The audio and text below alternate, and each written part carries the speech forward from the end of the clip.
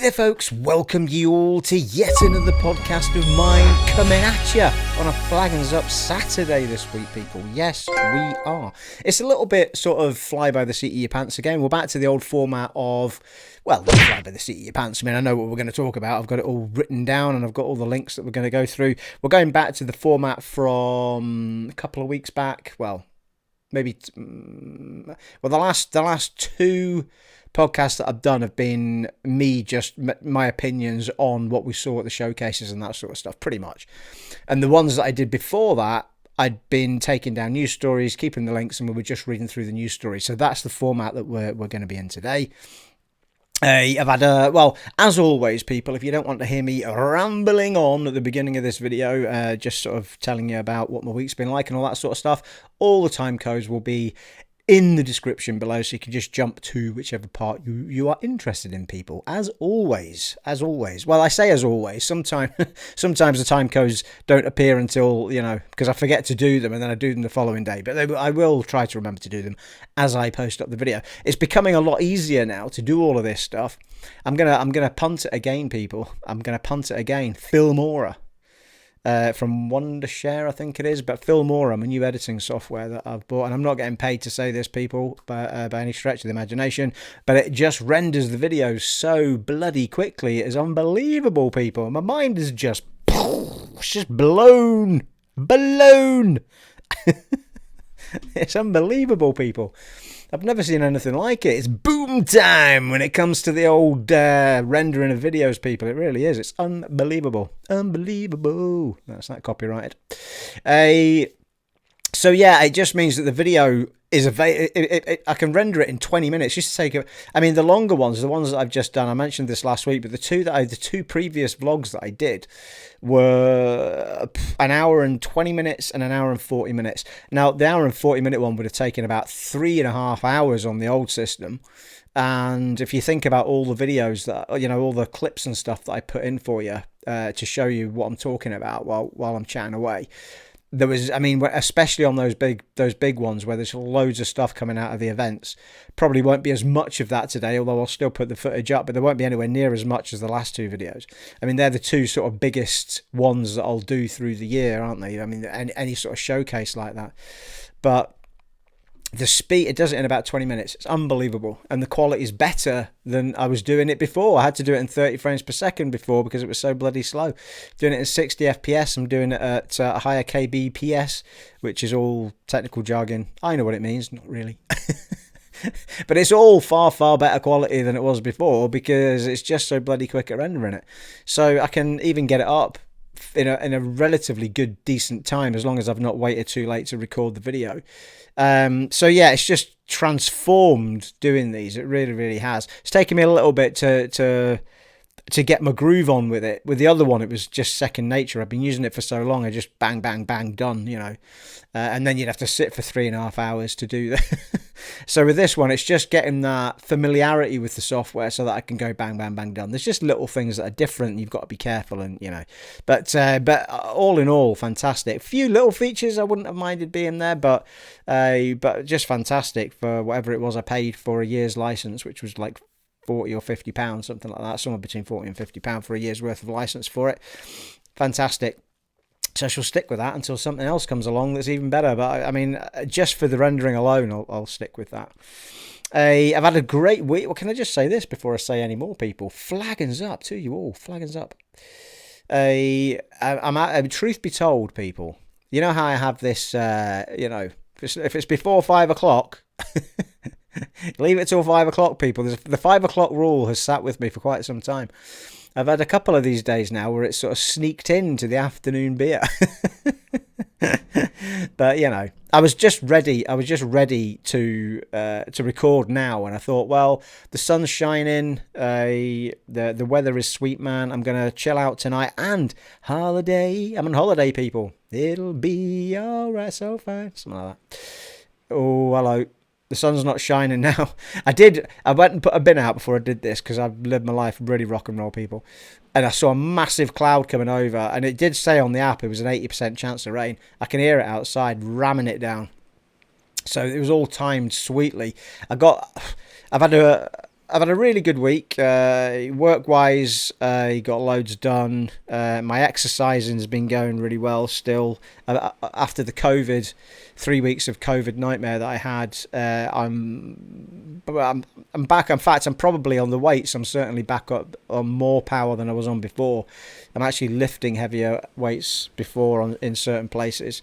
So I've got my groove back on with all of that. I've done 5 days worth of exercising this week, to either a 2-hour weight session or a 10k or whatever, so, and today finished the whole week off with 2-in-1, people. So I did at the gym at 9 this morning.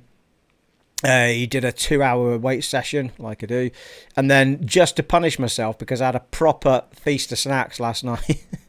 The snacking got out of control last night, people. I thought, right, you're punishing yourself now. You finished your weights, get on the treadmill. So I did the treadmill for an hour. So, if you're going to eat it, people, burn it. That's how it works. So, yeah, all in all, according to the Fitbit, you're talking about, for the weight session was about 1,100 calories, and probably about another 800 to 900 calories for the treadmill. Although I'm not sure how true the treadmill was. I mean, if I run for an hour outside, the Fitbit tells me that it's, I think it's about a K. If I do a 10k, which is about an hour and blah, I think it's about 1,000 calories or so. So never quite sure how much to trust it, but ballpark figures, people. So I'm feeling pretty good. I'm feeling jacked, people. I'm feeling totally jacked. My arms are feeling totally jacked. Feeling proper pumped, people. So it's currently coming up for 3:30 in the afternoon, people. And we're having a little cheeky bev while we record this. And I will finish this one while I'm editing it all together. And then hopefully I can get it posted up for you guys tonight. But with it being so quick, I mean, if we say that this is going to be about an hour or so, probably get it all edited together with another hour and then render it in 20 minutes and boom time. It'll be up for you. Thunder and lightning, people. Holy shit. I'd share it with you people if I could. So, yes, fantastic week. Now, the elephant in the room, people. I have to apologise to you again because I've still not done any Let's Playing yet since I've come back from the COVID, knocking me back for 3 weeks. And I'll tell you for why, okay? I'm still suffering from fatigue, and it's quite, well, it's not hard to explain. It's hard to kind of, for people that haven't suffered it, to understand how it kind of hits you. And although it sounds like I'm ramming all this exercise, I am, but it just literally takes everything out of me. And even if I don't do the exercise, I'm still the fatigue. When I hit evening time, I'm just, my whole body just wants to go to sleep. It just wants to sleep. And there's no normal explanation for it, because I'm getting plenty of nights sleeping.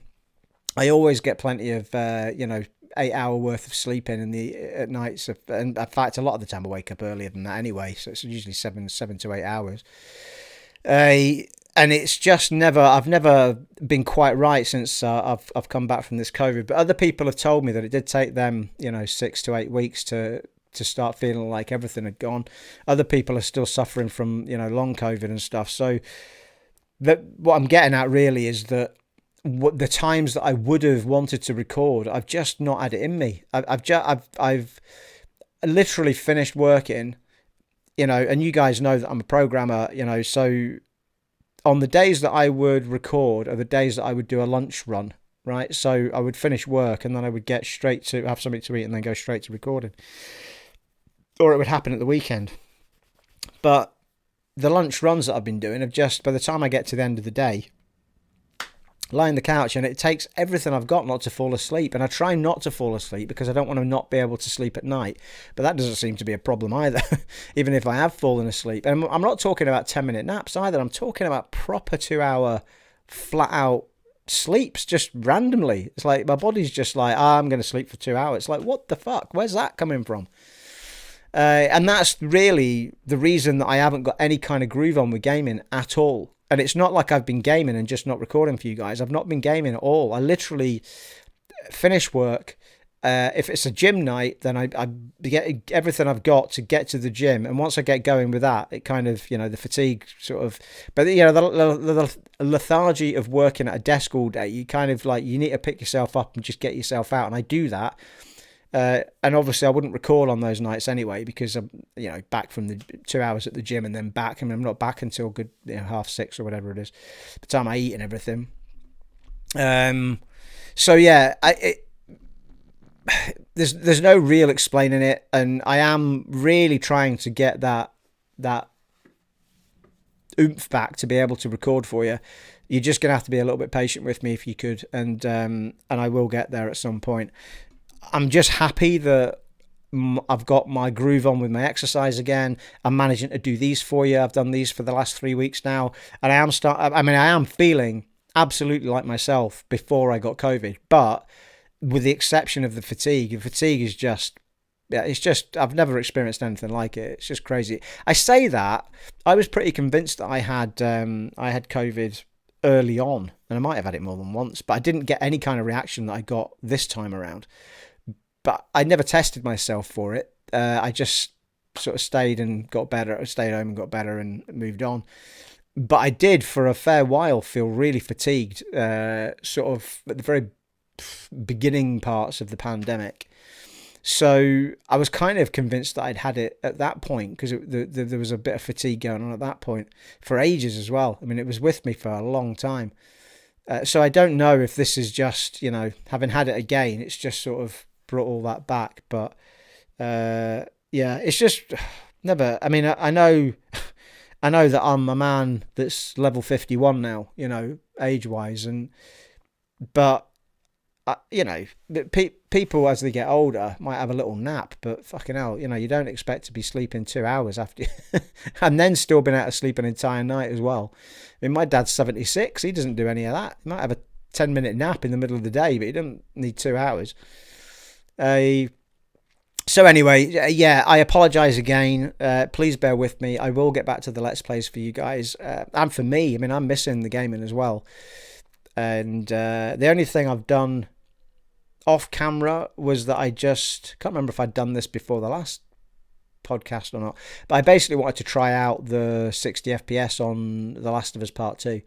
And that's the only thing I've done in the last couple of weeks. And I played up to the second time where you pick up as Abby in the snowstorm, just before, well, it's not really a spoiler, I suppose, but just before Joel and Tommy kind of hook up with her.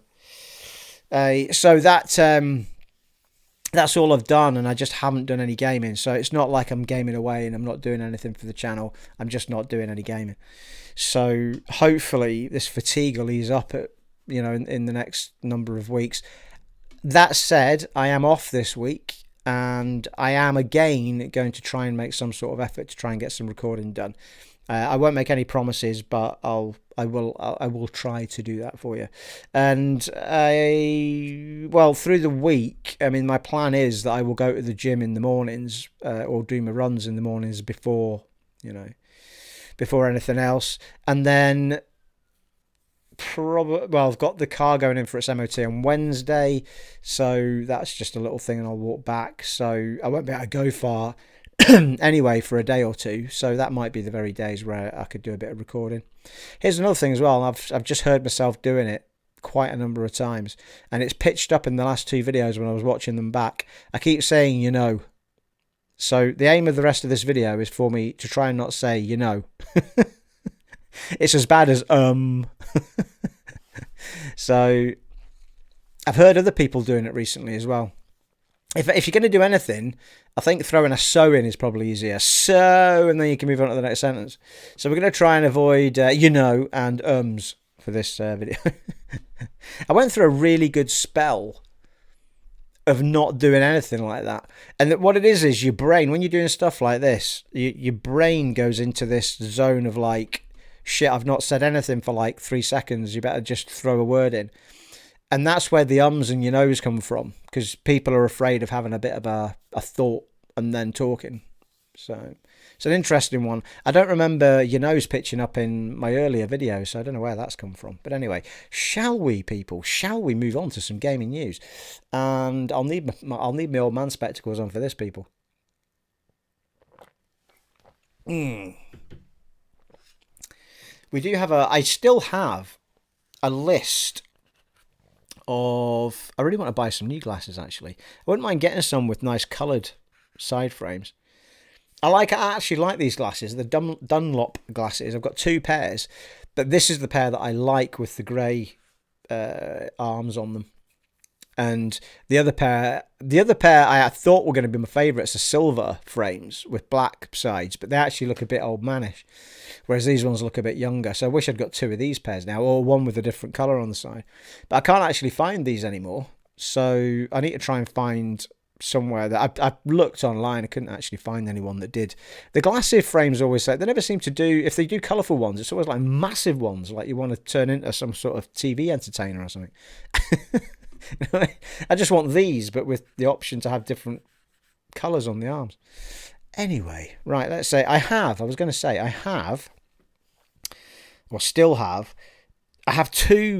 on my little notes thing on my phone here. I've got the podcast notes and links that we're going to talk about today, but I've also got another podcast set of notes and links that I was meant to do, I think, before I got COVID. I think it was before I got COVID. And it just never happened, or it was immediately after. But I'm pretty sure it was before I got sick. But anyway, I was jotting them down at some point. So I've got a whole bunch of like listed things that we could go on to if we get finished a bit quicker with these than I think. But I've already got a fair list here for today.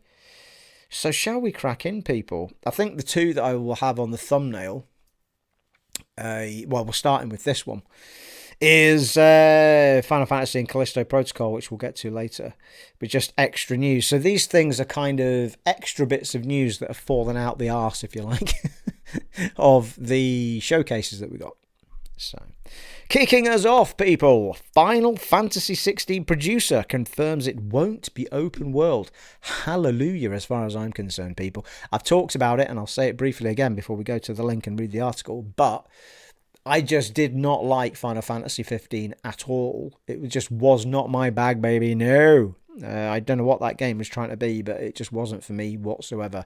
The combat wasn't an issue per se, but I didn't like the fact it was all male characters. I didn't like the fact that it was an open world like that where you were just wandering around. I didn't find the world interesting enough to want to wander around. I didn't like the car.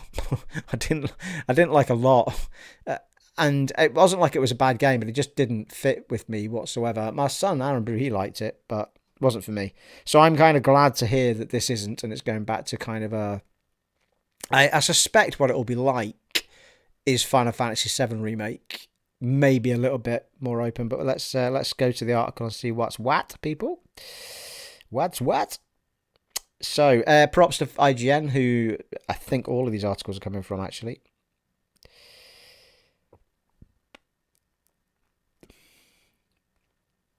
When Final Fantasy XVI was first revealed, many fans immediately assumed that it would follow in the footsteps of its predecessor and be a large-scale open-world RPG, according to producer Naoki Yoshida, though that won't be the case. Instead, Yoshida says Final Fantasy XVI will focus on area-based design in a manner that sounds similar to Pokemon Legends Arceus. Is that up the Arceus or the standard Arceus? I've got no idea. Which was... Where are you going with that, Steve? Which was likewise assumed to be a pure open-world game when it was first announced last year. But while Final Fantasy won't be a traditional open-world game in itself, Yoshida does say that it will take a lot of inspiration from AAA open-world RPGs, though he doesn't name any specifics. Quote, "We've found in our extensive user research that many of the younger generation of gamers have never played a Final Fantasy or don't have any interest in the series. To create a game that might excite and resonate not only with our core fans, but also with that new generation. We played a lot of games ourselves, and so yes, In Final Fantasy XVI, you'll find inspiration from recent AAA open world RPGs, Yoshida says. However, to bring a story that feels like it spans an entire globe and beyond, we decided to avoid an open world design that limits us to a single open world space, and instead focus on an independent area-based game design that can give players a better feel of a truly global scale. Square Enix offered a better picture of that world in an update that went live last October when it introduced Final Fantasy XVI's 6 realms. Modelled after the traditional European fantasy, each nation will have a special person who holds the power of the icon, a special summon that can level nations. I think this is quite a long article. The icons were showcased during Sony's recent State of Play event, and Yoshida also revealed, I think this is summons, isn't it? More information about how they will figure into combat and more. Square Enix's decision to avoid going with a traditional open world is surprising in light of current trends, but fans will also recall that Final Fantasy XV's open world was generally criticised, like me, as barren and underdeveloped, even if the fishing was pretty fun. Yeah, I didn't enjoy the fishing. Final Fantasy XVI might have been an opportunity to address those criticisms, but as is often the case with this series, Square Enix opted to go in a different direction. Final Fantasy XVI was first announced for PS5 back in 2020, but despite basic development already having been completed, it quickly vanished from the collective radar. It finally reappeared earlier this month with a new trailer, screenshots, and a post introducing the development team. Final Fantasy XVI is currently set for summer 2023, but for series fans who can't wait that long, Square is also rolling out Crisis Core, Final Fantasy VII Remaster, which is due later this year. In the meantime, check out everything. Don't know why that page is so long. That's where the story ends, but anyway. Advertising, I suspect. Yes, so I'm super pleased about that, and everything I've seen about this Final Fantasy game, I'm actually quite excited about. The only thing that,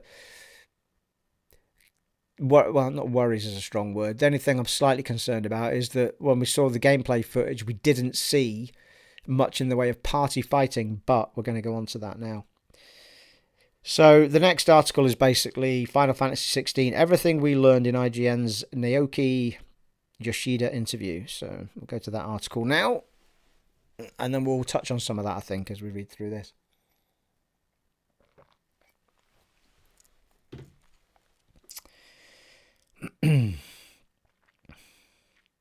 After a long period of relative silence, Square Enix recently showed off a brand new Final Fantasy XVI trailer along with a release window.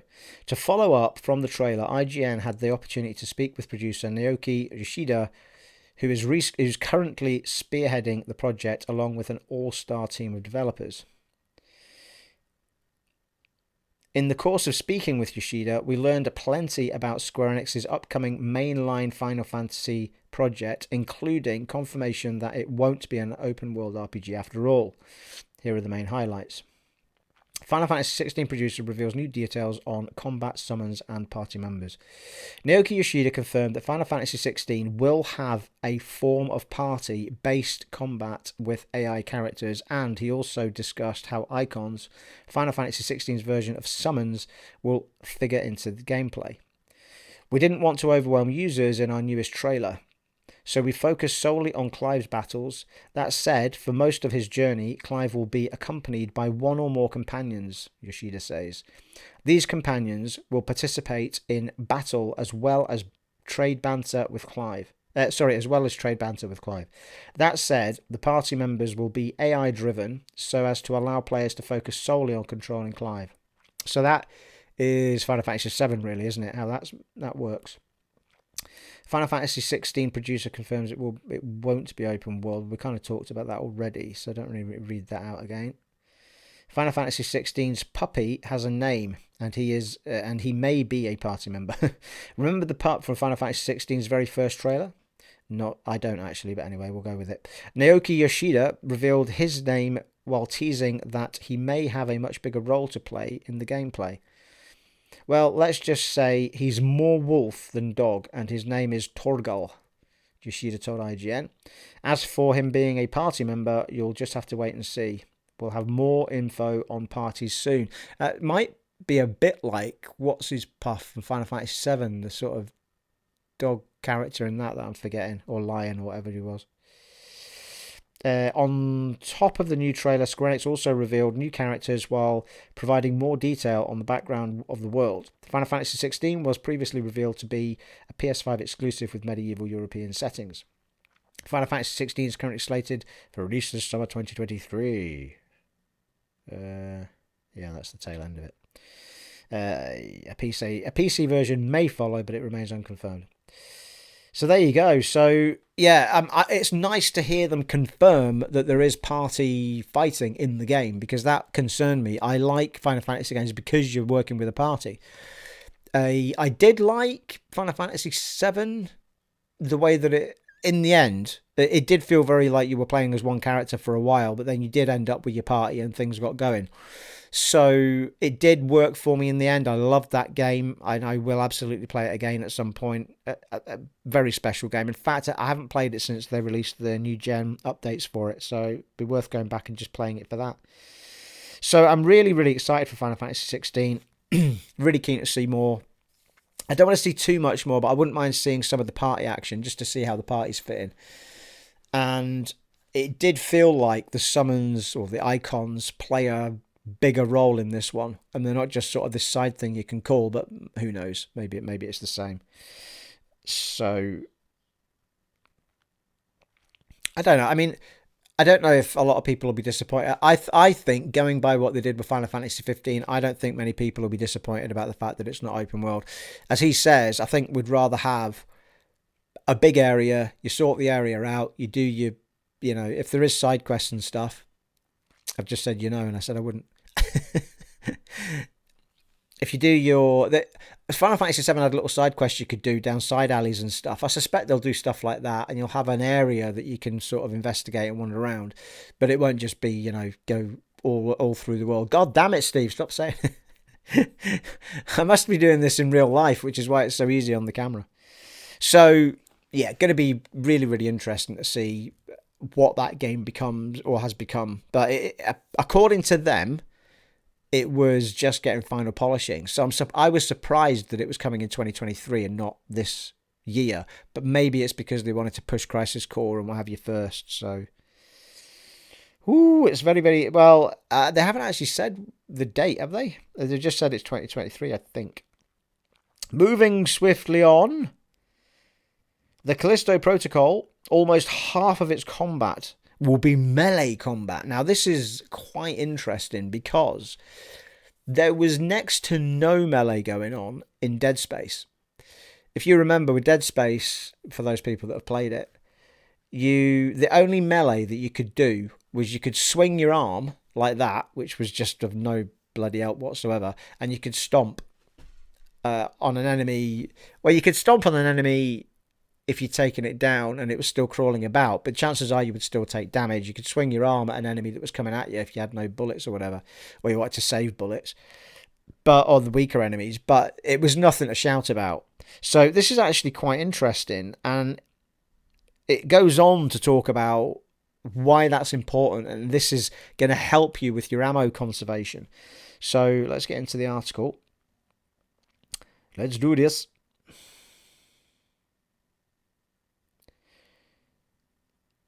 Itchy trigger finger? You might want to conserve that ammo in Callisto Protocol. During an in-depth look at the game's combat over at Game Informer, design director Ben Walker revealed that almost half of the Callisto Protocol combat will be melee.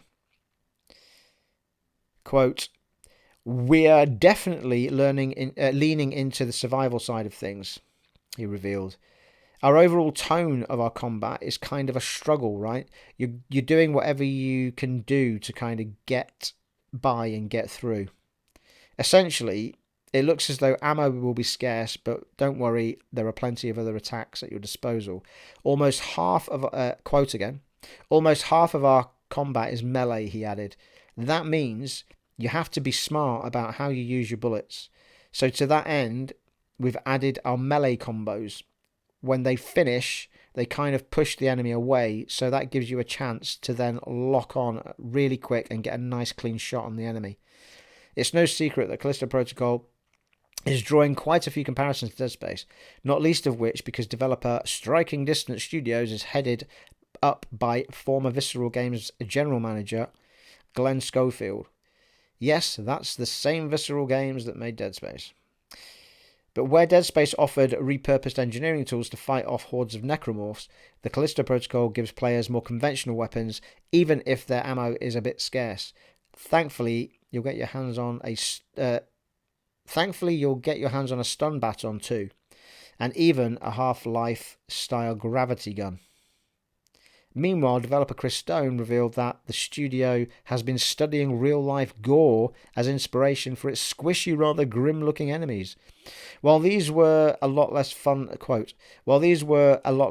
research, it was some of the most memorable and valuable content when it came to creating realistic visuals and experiences, he said. That does take us on to a second story, to be fair, which was about the gore. We'll see if there's a bit more in there about it. Loading. Please hold. If you saw the... Hello. God, I hate pages that just throw adverts everywhere when they load up and everything just jumps around the whole feckin' screen. If you saw the painfully bloody gameplay reveal for the Callisto Protocol at this summer's Game Fest, it may not come as a total surprise that developer Striking Distance Studios studied real-life examples of gore while researching how to portray the nastier side of horror. In an interview with PC Games N, Striking Distance Chief Creative Officer Chris Stone said, "We found ourselves looking at a lot of real-life examples of horror and gore. While these were a lot less fun to research, it was some of the most memorable and valuable content became realistic visuals and experiences." The extended gameplay trailer for the Callisto Protocol features numerous sequences of gory violence. Weapons tear chunks from the enemy's bodies, while foes thrown through industrial fans explode into sloppy mist. I'm thankfully no expert on what bodies look like when torn apart, but I'm guessing Striking Distance is in the right ballpark. As the PC Games N interview also notes, studios using real-life references for violence has been a source of controversy in the past. Those working on Mortal Kombat 11, for instance, worked in a studio where colleagues were watching detailed human and animal deaths as part of research. It's a bit harsh, isn't it? Not all of the research has been so grisly, though. Stone, who was animation director on the original Dead Space, also pointed to Silent Hill and Resident Evil as obvious influences, but also noted that the studio draws a lot of inspiration from movies like The Thing and Event Horizon. Possibly two of my favourite horror films of all time, people. Well, The Thing's definitely up there, and yeah, they're both up there, people. They're probably both in my top 5.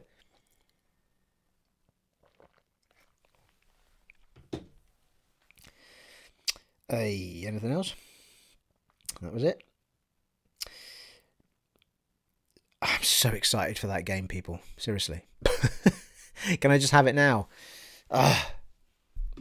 Please don't delay it. Like, we've got a date and everything. Like, a date. It's December the blah. I can't forget the date now, but it's December the blah. Let's keep it December the blah and not move it. Okay? I know you'll be watching this. Well, you probably won't. But if you are, go on. You can do it. It's boom time. It's crunch time. It's crunch time. Get crunching. Hey, I'm not a good advocate for the workplace. Am I? try to stamp out. We don't want to... Look, we're all about the mental welfare of people, and, you know, we don't want anyone to come to any sort of harm. But yeah, get crunching. It's crunch time. Get that game out for December. Come on. You know, it makes sense. I honestly couldn't think of a better time for a game to come out like that. This year is the year to do it. If you want to make your mark and the game is good, do everything you can to get it out, because next year is going to be fecking bombarded with stuff. Like, everything that was cancelled this year is coming next year. 23 and 24 are going to be fecking ridiculous for the amount of games we get. So I think they are, and it would take something major, I think, to stop that launch happening. I think they know that. I think they know if they drop this game in December, it's going to be a massive seller over Christmas. And there's nothing major going to be coming, I don't think, until at least February, March time. The new Dead Space, can't remember what the date for that was, if we've got one. I'm not even sure if we've got one yet. I think we did. I thought we had a date for that. Anyway, you certainly want to avoid that. You don't want to be coming out at the same time as that. But I've got every expectation that the Callisto Protocol is going to do better than the Dead Space remake. For me, I'm way more excited for the Callisto Protocol than I am for the Dead Space remake. Way more excited. I mean, even if they are adding stuff to the Dead Space remake, it's still going to be the same story. And it's still going to be killing the same creatures. It's just in a new engine with possibly new places to go, but it's still going to be the same vibe and everything. It's not like it's going to be something fresh and exciting like the Callisto Protocol is. So excited for that game. Sucker Punch! Job listings point to new open world action stealth game in development. Well, could it be? Could it be Ghost of Tsushima 2? But don't tell me in the comments below that it can't possibly be Ghost of Tsushima 2 because of whatever reason, because I haven't played it yet. I've only played the first sort of 7 or 8 hours, and I've got nowhere near through any of the stories, so don't go spoiling it for me or anyone else. But it could be Ghost of Tsushima 2. So, well, that said, that link's actually got Ghost of Tsushima 2 in the link. So, let's see, let's go straight into the article.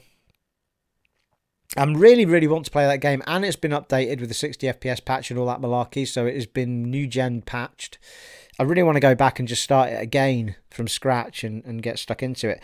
I think the only thing that was kind of, well, again, not a problem as such, but I did feel like there was I know they were trying to do some sort of factually based thing, but I feel like with a game like that, if you don't have mythical creatures in it, it can become a little bit mundane. And especially when it's open world, like you want to discover a cave with a dragon in it or a creature in it or a, big bears or something that's going to go, wow. So, or make you go, wow, or, oh, Jesus, what the hell was that? And to have just human enemies all over the place. I mean, don't get me wrong. I mean, I've only done 7 or 8 hours of the game, but I haven't heard anyone talking about creatures in Ghost of Tsushima. I'm pretty sure it's a factually based thing. For me, wandering around that world, that was the thing that didn't frustrate me. It was just something that in my mind I was thinking it would be so cool if this world had mythical creatures in it. It would just bring it more to life for me and make it more exciting to go into caves or, just investigate it more. But if you don't have that sort of thing to look forward to and it's just another camp with another set of people to kill, it just becomes kind of monotonous after a while. That said, though, I was still really enjoying it when I sort of put the controller down and get back to it for a bit. But I say a bit, it's about 2 years now. But I will definitely want to play that game again. I was having fun with it. Sucker Punch is looking to hire some new talent to work on what appears to be an open world game with action and stealth elements. First spotted by Tech4Gamers, the studio's career page features listings for a variety of roles, including technical combat and senior combat designers, as well as encounter designer. What makes the combat designer listing stands out are their requirements. The senior combat designer listing in particular asks, do you delight in knowing the details of attack or parry, timing and count frames? Which brings to mind sword combat. In addition, the roles ask that applicants have played previous Sucker Punch games, suggesting that they need to be familiar with the studio's games and understand the core mechanics. This could point to the studio's next project being a follow-up rather than a new IP. Meanwhile, one of the listed responsibilities for the encounter design is deliver interesting and varied encounters in an open-world game with a particular focus on melee combat and stealth. Whatever the studio's next game is, it looks like it will incorporate open-world melee and stealth mechanics. Yes, well worked out, Sherlock. While Sucker Punch hasn't announced anything yet, Ghost of Tsushima ticks all 3 of those boxes, so it's possible that a sequel is in the works right now. If the potential combat designers need to have played previous Sucker Punch titles, then having played Ghost of Tsushima, it is definitely helpful. Another franchise that could fit the bill is Sly Cooper. The games are platformers with light stealth elements, though. The last entry for 2013 Sly Cooper, Thieves in Time. So perhaps Sucker Punch could revisit the series by introducing an open world and improved combat and blah. I'm doubtful it would be that. Of course, there's always the possibility that Sucker Punch is working on a new IP, as Sony is heavily investing in them. Yeah, I mean, I don't know whether does the world need a Ghost of Tsushima 2? And also, I'm pretty sure I read somewhere that Ghost of Tsushima 2 was kind of deemed as this massive success, but actually didn't sell as many copies as Days Gone, and Days Gone was kind of treated as this sort of younger child that didn't do as well as all the others and didn't get allowed to make a follow-up when they wanted to make a second one. So it's an interesting one. I'm not sure you need another Ghost of Tsushima. Or, well, I mean, it might not be set in the same place. Maybe they're doing a similar type of game with a different character in a different country or that sort of thing. Microsoft confirms Xbox controller shortages. Apparently, they've all run out, people. We can't get controllers anymore. Microsoft has confirmed that supply disruptions have caused shortages of Xbox controllers in countries across the globe.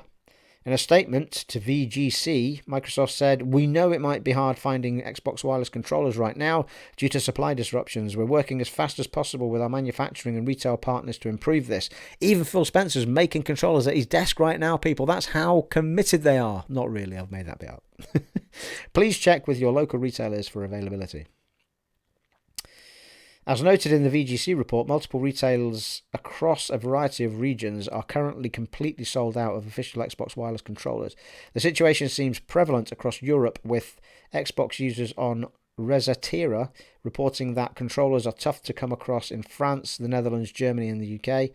Austrian fans also seem to be having problems, while the US only pre-owned controllers can be found on Amazon US and GameStop. Amazon UK currently has stock of the standard Carbon Black controller, but no other options are available. Over on the UK Microsoft Store, all colours are out of stock. Console shortages have been commonplace since the new generation of Xbox and PlayStation launched, which has even reportedly prompted Sony to make more PS4s than they'd planned.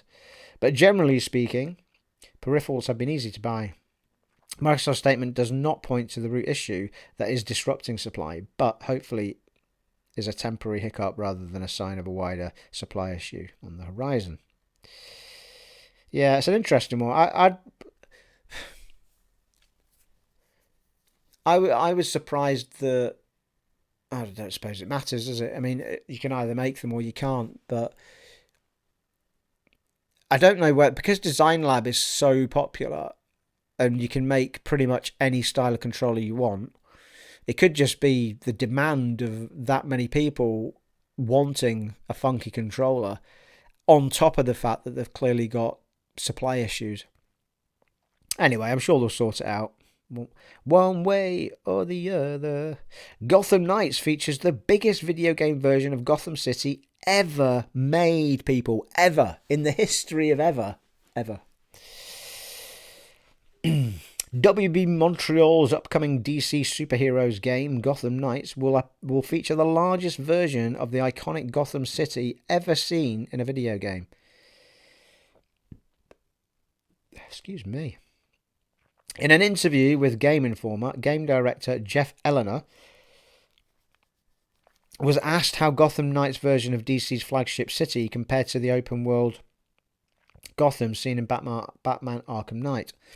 "It's pretty big," said Eleanor. I haven't put one map over the other, but our Gotham is a big place." Executive producer Fleur Marty added, "For sure, it's the biggest version of Gotham that has been represented in video games. The most important thing for us is its density and verticality. It has a lot of layers. The Bat Cycle is the long-range mode of transportation." Yeah, I mean, that was my thing, right? So in Batman Arkham Knight, fantastic version of Gotham, absolutely huge, but it would have been a pain in the arse if you hadn't had the car to get all around the place, because it just made life so simple. And using the car was super fun. They just made it They just forced you into it too much, which is what broke the game for me. You know, endless battles with tanks. I mean, how many fucking tanks can they have? You know, tank battles is not what you want in a Batman game. But it was fun for the first couple of times you did it, but then you just wanted a Batmobile to be flinging around, like jumping in and out of the Batmobile and all that, and calling it and stuff. It was superb, absolutely brilliant. But they just forced you into the damn thing too much. So it's good to see the Batcycle is there as a mode of transport. Arkham Knight's map was approximately 5 square kilometres and made up of 3 islands and multiple districts. The sprawling size of Gotham was made possible by the inclusion of the Batmobile, which helped you travel across its huge landmass at speed and in style. Gotham Knights may not have a Batmobile, but it does have the Batcycle and other travel mechanics, be that the fast bat travel system or items like Nightwing's flying trapeze glider. For more from... I always end up reading there. For more, join IGN.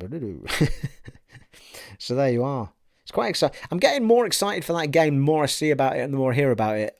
It's all going to boil down to its presentation and how it plays for me. I think there'll be enough story in there to keep you interested. I think the fighting looks fun and all that sort of stuff. But if it's jittery as feck, if it's not smooth, if it's buggy, I think, you know, that's going to cause issue around the place.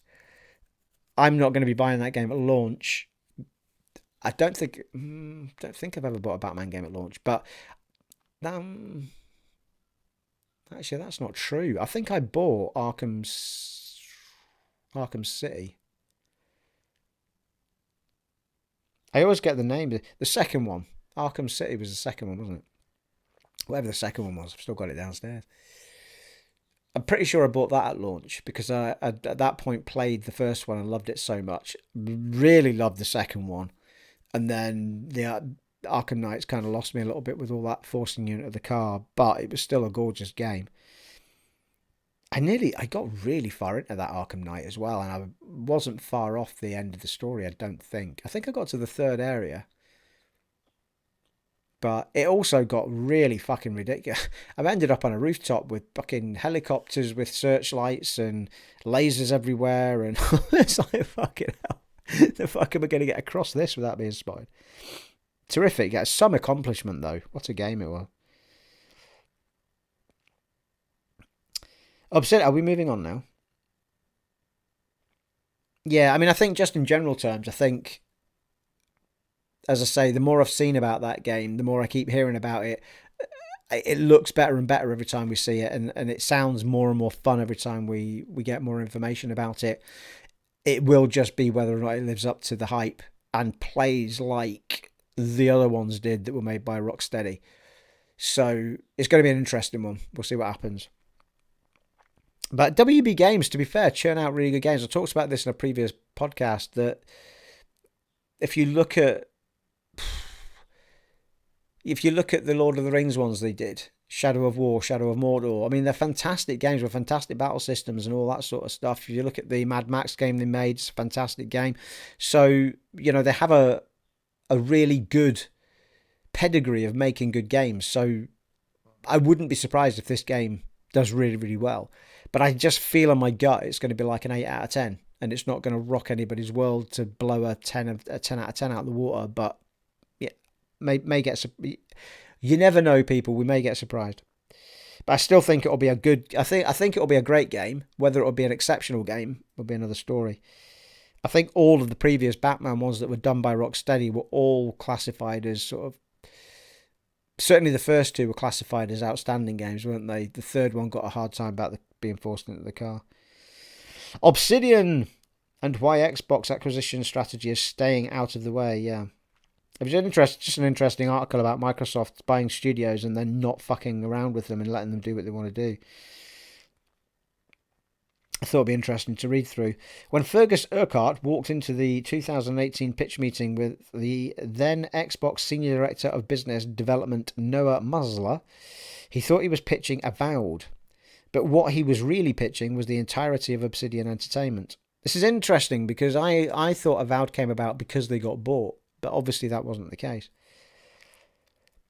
They were having breakfast at that year's E3 just after Xbox announced it had acquired Undead Labs, Playground Games, Ninja Theory, and Compulsion Games, as well as establishing the initiative. At the time, Urquhart wasn't even aware of the industry-shaking news. He was, as he tells me, plugged into his own stuff, focused on making Avowed look as appealing as possible to people like Muzzler, who could potentially help Obsidian get it out the door in a few years. Also an interesting point, in a few years. I mean, that's a quick turnaround for a game. I suspect, however, now that they're a Microsoft studio, they might be given 4 or 5 years to make it even more of a game than it was going to be in the first place. He made the pitch for Avowed. Muzzler responded by suggesting Urquhart repeat his pitch again, this time in a bigger room with more Xbox folks listening. It wasn't until the middle of that week that Muzzler called Urquhart back and told him that what he had really sold Xbox on was acquiring the entirety of Obsidian, the studio he had been at the head of since 2003. Obsidian was born from the ashes of Black Isle Studios, which gained fame through games like Icewind Dale, Baldur's Gate, the first 2 Fallout titles, and Planetscape Torment. Black Isle's 2003 closure came as a result of financial trouble at parent company Interplay. Obsidian was founded soon after and went on to enjoy 15 years of independent success with games like Pillars of Eternity, Neverwinter Nights, South Park The Stick of Truth, Star Wars Knights of the Old Republic 2, and Fallout New Vegas. With a history like that and no financial need for a parent, why get acquired at all? According to Urquhart, acquisition by a giant like Microsoft was a leap of faith.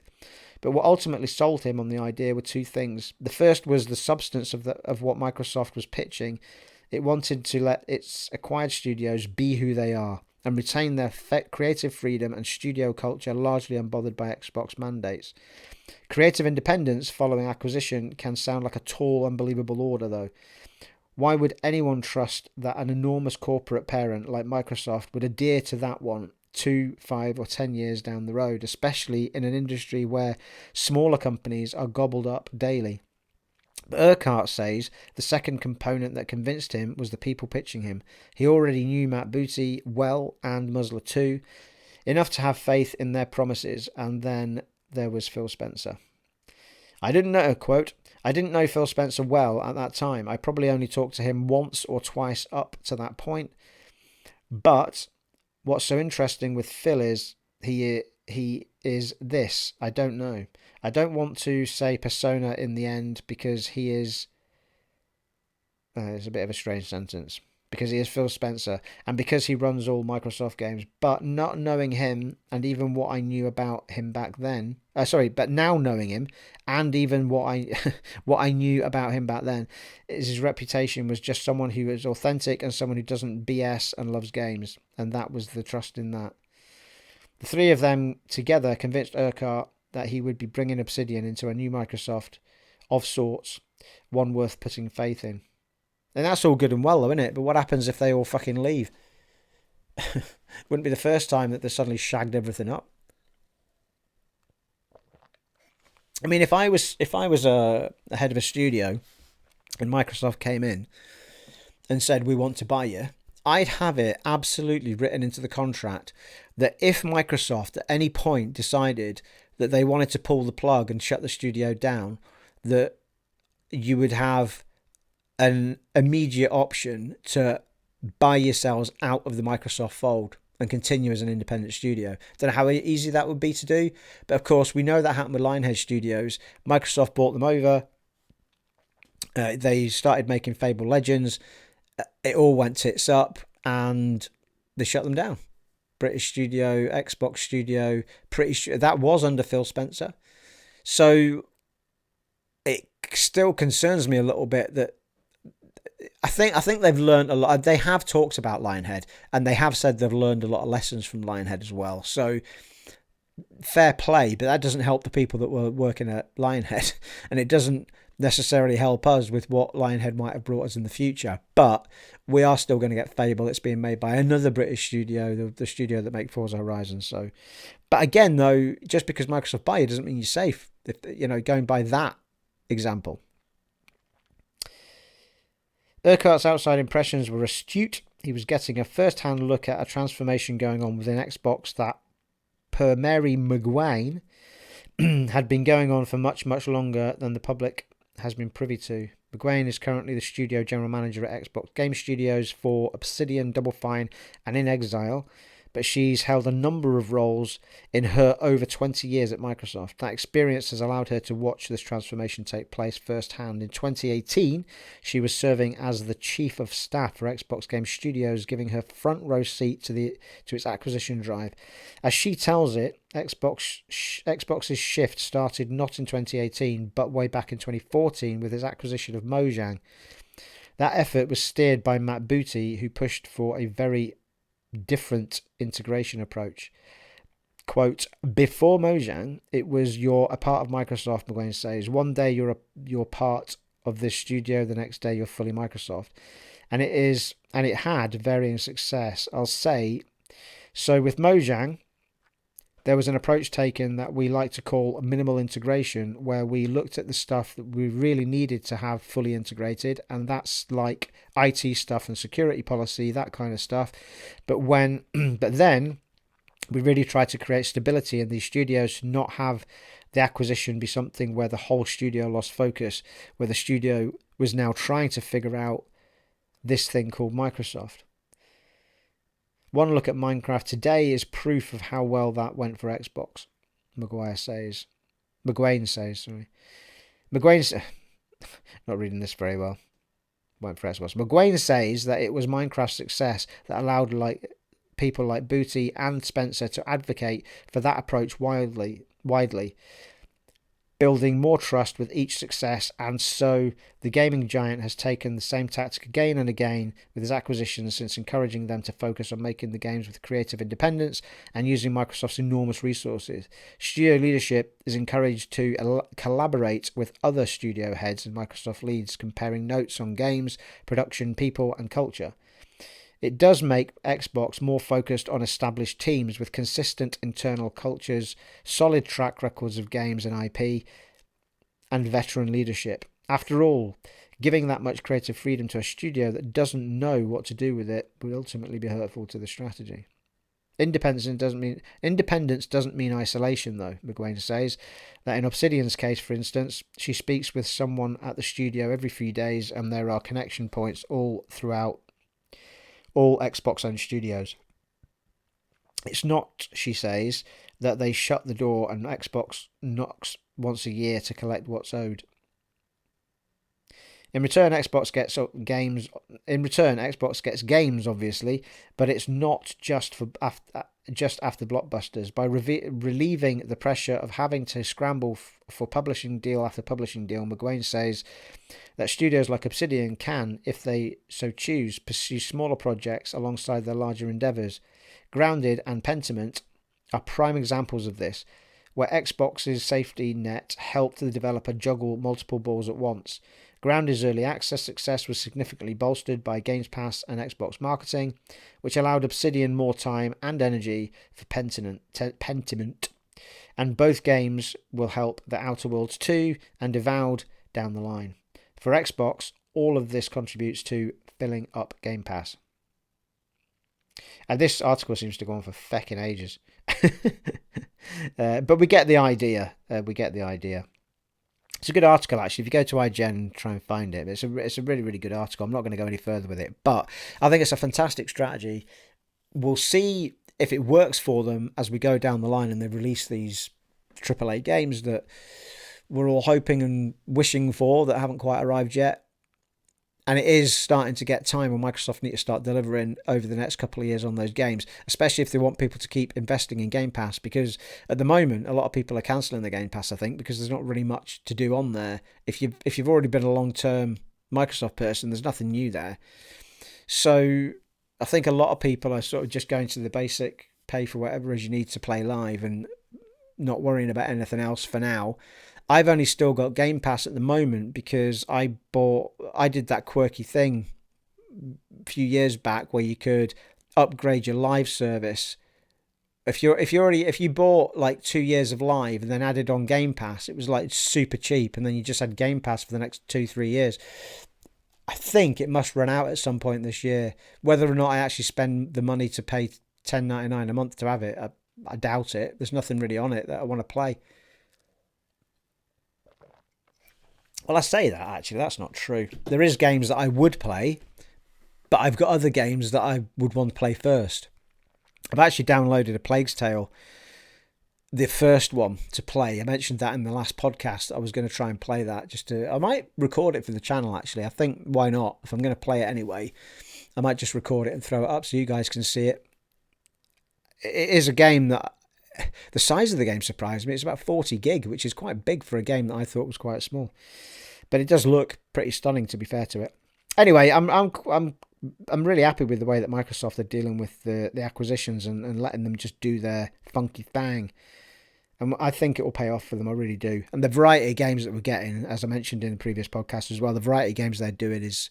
The wide variety of them is really cool in comparison to Sony, who seem to do very, very similar style games over and over again. I know that there are exceptions to the rule, but interesting times, people.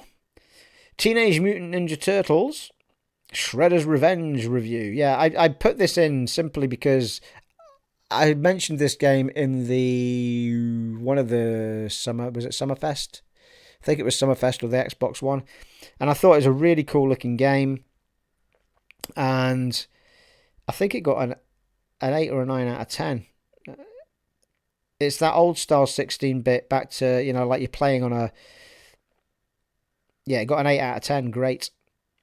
Let's just see what the summary says. That's what I was going to do with this. Shredder's Revenge more than lives up to the legacy of the Teenage Mutant Ninja Turtles arcade games that inspired it. It's fun yet simple gameplay, excellent co-op for up to 6 players online, and charming pixel-based art style will surely have 90s kids riding the wave of nostalgia all the way to the end. So, yeah, I'm really chuffed for that game. I love seeing games like that pop out and just do really well and be really popular. I think it will continue to be really popular. If it's not already a Game Pass thing, there's a high likelihood I think it will end up there at some point for those people that didn't want to spend money on it, and they'll just play it through that. So it was just really nice to see it do really well. I love seeing stuff like that, and I love seeing that sort of nostalgic stuff make a bit of a comeback as well. Very cool. Next up, Starfield. Everything new we learned in IGN's Tod Howard interview. Let's have a look. How long have we been going, people? Steve, I feel like I'm over an hour again already. How did I think I was going to get to 2 lists? Everything new we learned from... Here we go. Good old Tod Howard, eh? Legend. IGN was lucky enough to speak to Bethesda Game Studios' Tod Howard today, and in the process learned a lot more about Starfield, not to mention heard a mention of Fallout's future. Ooh. In conversation with Ryan McCaffrey, Howard followed up on a number of elements we learned about for first time during Starfield gameplay reveal at the Xbox Bethesda Showcase last weekend. We have full news stories and quotes for every topic mentioned below, blah, blah, blah, blah. Okay, so Tod Howard confirms Fallout 5 is coming after Elder Scrolls 6. Well, I think we kind of knew that anyway. It's not like it's a big spoiler, is it? I mean, we knew Elder Scrolls 6 was already in the making. Fallout 4 was the most recent one that we got. Starfield will be the next one. We knew Elder Scrolls 6 was coming, so Fallout 5 was always going to be... I mean, it's going to be about 7 or 8 years away, isn't it, surely? Tod Howard has confirmed to IGN that Fallout 5 will be Bethesda Game Studios' next game after the Elder Scrolls 6, which itself will follow on from 2023 Starfield. Yes, Elder Scrolls 6 is in pre-production, he said. And we're going to be doing Fallout 5 after that, so our slate's pretty full going forward for a while. We have some of the projects that we look at from time to time as well. So pretty much that's their roadmap then, isn't it? Pre-production, fuck me, they've not even really started it then, have they? Elder Scrolls 6. But that team will be the same team that does Elder Scrolls 6. So they need Starfield done first, presumably. But anyway, Elder Scrolls 6 is starting to churn away.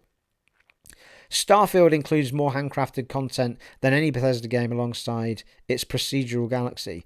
Amid a huge amount of new information on Starfield from the Xbox Bethesda showcase, likely the most discussed detail was Tod Howard's announcement that the upcoming sci-fi RPG will include 1,000 fully explorable planets. Howard told us more about the game's approach to procedural generation, that what it offers, and assured us that players can ignore them in favour of a huge amount of fully handcrafted content if they want to. Starfield's main quest is about 20% bigger than previous Bethesda games, around 30 to 40 hours long. Starfield's main quest is about 20% bigger than most previous Bethesda games such as Skyrim and Fallout, with Tod Howard saying that means it should take around 30 to 40 hours to complete without stepping away to do side content. Howard said the game's main story is longer than normal due to the sheer number of quests. This one's ending up a little bit longer than our previous games, and we may tune that some still. He said it's more quests, so it might be 20% more than previous ones. Yes, Starfield will begin with a classic Bethesda step-out moment. Bethesda's open-world RPGs may vary wildly in setting and tone, but they very often share one thing: what Bethesda calls the step-out moment, the scene in which your character steps into the world properly and sees its sheer scale. Starfield won't be bucking that trend. However, Howard was asked if Starfield had a step-out moment and how it could create a grand reveal of its world, considering it includes 1,000 planets. There is, look, the way the game starts is pretty set for everybody, so we definitely have what we call the step-out moment, and we probably have a few of them given the scale of the game. I mean, you get a step-out moment for every planet, surely. I mean, Starfield has 4 main cities, and New Atlantis is the biggest city Bethesda ever made. Starfield will have 4 major cities for players to explore. Let's start that again, shall we? Starfield will have 4 major cities for players to explore, including New Atlantis, which is the biggest that developer Bethesda has ever made. Howard said that New Atlantis, capital city of the United Colonies, is not just the biggest in this game, but bigger than anything in Skyrim, Fallout 4, or any of the developer's previous games. It has all the services you would expect, and you can work on your ship there. The factions touch that, Howard said. But that's also the headquarters of Constellation, which is the faction that you join. That is the last group of space explorers, kind of this NASA meets Indiana Jones meets the League of Extraordinary Gentlemen. Starfield doesn't let you fly seamlessly from space to planet. That's really just not that important. Tod Howard has said that Starfield won't allow you to fly seamlessly from space to 1,000 explorable planets, saying the feature is really just not that important to the player to justify the engineering work involved. People have asked, can you fly the ship straight down to the planet? No, we decided early in the project that the on-surface is one reality, and then when you're in space, it's another reality. Starfield's space combat is unique and inspired from FTL and MechWarrior. Tod Howard said Starfield features a unique take on space combat, and that was partly inspired by FTL and MechWarrior, and yes, you can steal ships that you board. Oh, nice. Howard said there's been a lot space sims that we're fans of, and space shooters from the 90s, but the team wanted Starfield to feel like something unique. He went on to explain how both indie darling FTL and classic shooter MechWarrior were unlikely touchstones for the game. During the Xbox Bethesda showcase, Howard revealed the game will have more than 1,000 planets for its players to explore. Feel like there are just as many customization options and Star Wars-esque dogfighting in space. Players are also speculating whether blah, blah, blah, blah, blah. So there you go. More and more info coming. I am excited for that game, but still Callisto Protocol is the one I'm more excited about. At the moment, I feel like Starfield's just going to be this stupendously massive Fallout. Not even like people keep saying Skyrim in space. I think it's going to be more like Fallout in space, but I'm hoping that there's enough variety on the planets and enough wow factors of discovery to make it worth your while. And I'd be surprised if there isn't, but I guess we'll see. I still haven't finished Fallout 4. I always spend about 100 hours making buildings and then never finish the actual story. From Software is recruiting for several new projects. My. Dark Souls 7, 8, 9, and 10, maybe? That's not true. Made that bit up, people. Elden Ring and Dark Souls developer From Software has today published a new recruitment website that invites candidates to apply for a variety of new positions at the studio. The website claims that the developer is working on several new projects, and so it looks like multiple games are in works at the beloved studio. The recruitment page is predominantly written in Japanese, but an English language message says From Software is looking for development staff to play a central role in several new projects. Let's work together to create rewarding experiences for players around the world to enjoy.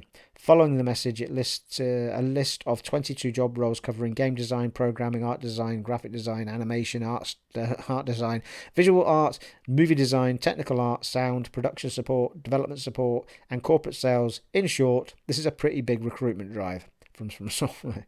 Yes, you're not fucking kidding, are you? From Software is likely riding a high following the colossally successful launch of Elden Ring, which sold over 13 million copies in its first month alone. There's a chance then that one of the several projects in the works From Software is Elden Ring DLC. While extra content for Elden Ring hasn't been officially announced, players have discovered areas in the game that they believe will one day become PvP focused DLC. Of course, among those projects are likely brand new games. An Elden Ring sequel seems somewhat inevitable considering its popularity, but the FromSoft devout will no doubt be holding out hope for successors direct or spiritual to Bloodborne and Sekiro. However, leaks from earlier this year suggest that the studio may be going back to its mecha period with a new Armored Core game.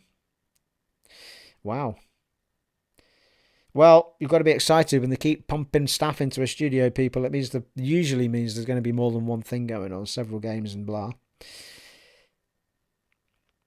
Yeah, I put a note at the end about Halo Master Chief Collection could be adding microtransactions soon. And I was just it was more like, I did this late last night and I was kind of like, I'll just mention it. It just seems like a really fucking odd thing to do with a set of games that are so fucking old now that it's like, are people really playing those games that much? I think I've gone off onto another page here. They're really playing that game that much that microtransactions is going to make Microsoft any kind of money on that would be of any interest to people. Halo the Master Chief Collection may be getting microtransactions 8 years after its launch. 343 Industries has revealed that it's currently exploring adding microtransactions to the game, allowing players to purchase Spartan points, currently called Season Points, to unlock gear and customizations they may have missed. For players who are new to the MCC or who may not have dedicated much time specifically to unlocking items during the seasonal updates or are simply completionists looking to catch the last outstanding items they need, we are internally exploring a potential new feature for the future in the form of purchasable Spartan points. Currently, items are unlocked with season points, and 343 states that it's still happy for players to unlock items through play in the same way.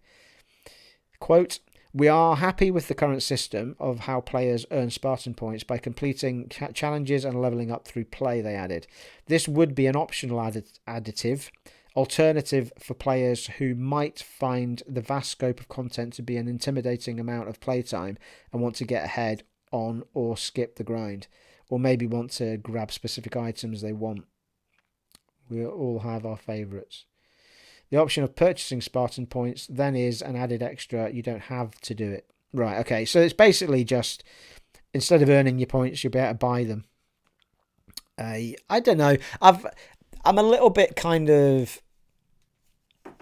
I'm not a fan, really, of having to do that. It's almost like you come into the game, everyone else has been playing it for 3 fucking months, has got everything, all this great stuff, and you come in with nothing. It's like, well, it's going to take me months to catch up with all my mates or whatever, so now I've got to fork out all this money to buy myself some Spartan points. It depends how forced you feel into doing it. I think I think plenty of games kind of do this, but as I've said before, if you're going to put purchasing stuff in game, the best way to do it is just on stuff that makes you look good, not anything to do with how you perform. The minute you start doing it based on how you perform, then it's a problem, because people can just buy their way to being good, and not being good, but being powerful, say. And that's never healthy for a game, in my opinion, especially when it comes to PvP, which I don't really do, but it's just a bit of it feels like everyone that's actually doing it through hard work is just, it feels a bit painful to hear that people could just buy their way to it. But anyway, what do I know, people? I'm just a grunt. Watched that again last night, Aliens. Haven't watched it in quite a while. Just threw it on for want of wanting something to watch, and sat me. I used to know all the lines to that film, Aliens. Absolutely badasses. Coming round for a 709er. They're all in there somewhere, people. They're all in there somewhere. All the lines. Oh, such a classic.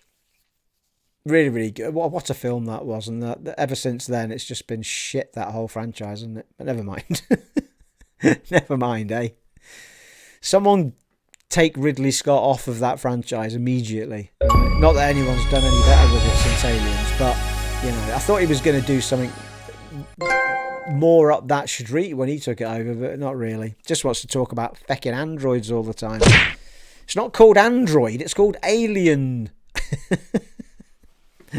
I don't know. Anyway, that's all I have for you. I'm not going to go into the second list because I've been talking for fecking ages, people. I think we've gone into an hour and 20 minutes again. Whoo! I enjoyed that again. I enjoyed it again. Should we say flaggers up? Once again, flaggers up to you all. Flaggers up Saturday, people. I will now go away and edit all this together and make it look swanky for you people to watch. And hopefully I will get it up for this very evening for you. It has been. Oh, let me know in the comments below about any of the things I've been talking about, people. Talk to me. I like you talking to me. I always get back to you, people. I like one of the biggest reasons I do this is to communicate with all you fine gamers out there. Talk to me in the comments below and I shall respond, people. Let's have a chit chat about the things that we're talking about. Well, I'm talking about them. You know what I mean? Let's have a chat, people. Comments below. It has been, yes it has, an honour and a privilege serving for you in this podcast of mine today, and I shall catch you all in the next one, folks. Take it easy. Bye.